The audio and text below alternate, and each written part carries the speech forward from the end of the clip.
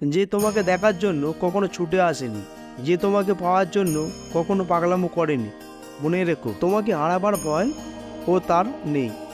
তুমি শুধু তার অভ্যাস, তার ভালোবাসা না। ভালোবাসায় কি আছে, সুখ নাকি দুঃখ? যদি সুখ থাকে তাহলে মানুষ এত কাঁদে কেন? আর যদি দুঃখ থাকে তাহলে মানুষ ভালোবাসে কেন? কাউকে হারানোর পর তুমি প্রথম যে ব্যথাটা পেয়েছো, সে ব্যথাটা ও মানুষটিও পাবে অন্য কাউকে হারাবার পর। পৃথিবী কাউকে খালি হাতে ফিরিয়ে দেয় না। যেই জিনিসটা কখনো পূরণ হবে না, সেই জিনিসটাই আমাদের মন বেশি করে যায়। মনকে তো আর বোঝানো যায় না, যতই চেষ্টা করুক।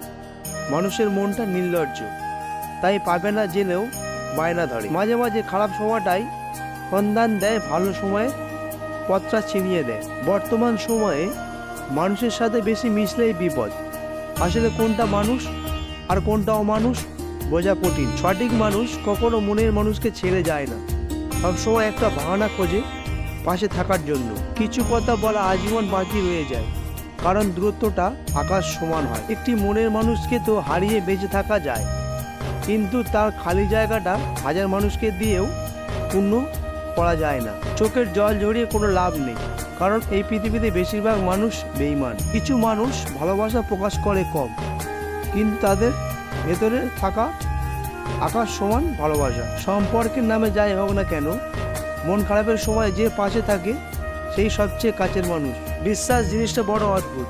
মানুষ এই জীবনে যা কিছু পায় বিশ্বাস করেই পায়, আর যা কিছু হারায় বিশ্বাসের কারণেই হারায়। নিজের আত্মসম্মান বিসর্জন দিয়ে নিজেকে ছোট করে কারোর কাছে ভালোবাসা পাওয়ার থেকে একা থাকা অনেক ভালো।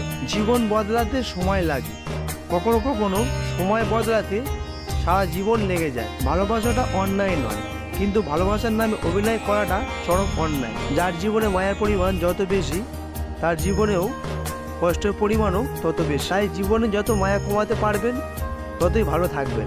জীবনে যদি কাউকে সত্যি ভালোবেসে থাকো, তাহলে তাকে হারিয়ে যেতে দিও না। কারণ চোখের জল হয়তো মুছতে পারবে, কিন্তু হৃদয়ের কান্নার জল কখনো মুছতে পারবে না। গাছের যত্ন না নিলে যেমন গাছ মারা যায়, তেমনিভাবে সম্পর্কের যত্ন না নিলে সেই সম্পর্ক বেশি দূর যায় না। কিছু কিছু সম্পর্ক নতুন করে বাঁচতে শেখায়, আর কিছু কিছু সম্পর্ক জীবনকে শেষ পর্যায়ে এনে দাঁড় করায়। ধন্যবাদ আপনাদেরকে, আপনাদের মূল্যবান সময় নষ্ট করে ভিডিওটি দেখার জন্য। ভিডিওটি যদি ভালো লেগে থাকে তাহলে প্লিজ লাইক, শেয়ার ও সাবস্ক্রাইব করবেন, কারণ আপনাদের এক একটি লাইক, শেয়ার ও সাবস্ক্রাইব আমাকে পরবর্তী ভিডিও বানাতে উৎসাহিত যোগায়।